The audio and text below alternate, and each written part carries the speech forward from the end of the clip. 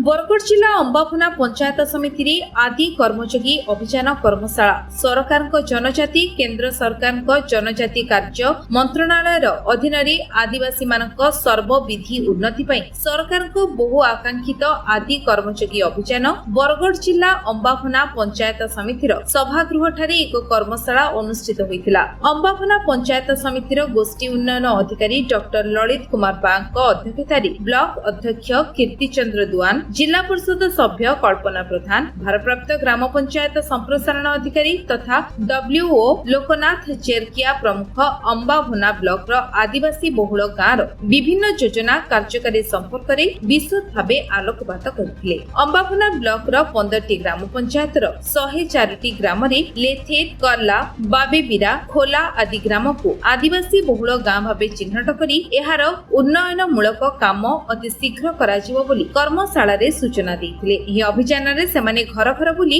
आदिवासी माननकु आवास गृह पानीय जल जोगाण उज्ज्वला योजना शिक्षा स्वास्थ्य खाउटी कृषि उद्यान कृषि मत्स्य और पशुपालन विद्युत जोगाण सूर्यघर योजना इत्यादि सेवा जोगाइबा और सबु आदिवासी गाँ प्रवासी श्रमिक मुक्त हेबा सबु आदिवासी ग्राम को आदर्श ग्राम हिसाब रे गढ़ी तोलिबाकु समस्त विभागीय अधिकारी को परामर्श देथिले। प्रारंभ में भारप्राप्त ग्राम पंचायत संप्रसारण अधिकारी लोकनाथ चेरकिया आदि कर्मयोगी अभियान कार्यक्रम विवरणी पाठन करथिले। एही कर्मशाला रे जल और परिमल विभाग उद्यान विभाग ग्राम्य उन्नयन विभाग शिशु विकास विभाग कृषि विभाग मत्स्य विभाग समस्त ग्राम पंचायत पीओ एडीओ सरपंच समिति सभ्य सभ्या विद्युत विभाग समेत ब्लॉक विभिन्न विभाग कर्मचारी गण उपस्थित होइथिले। बरगढ़ गोरसंक रिपोर्ट विश्व विजय न्यूज ओडिशा।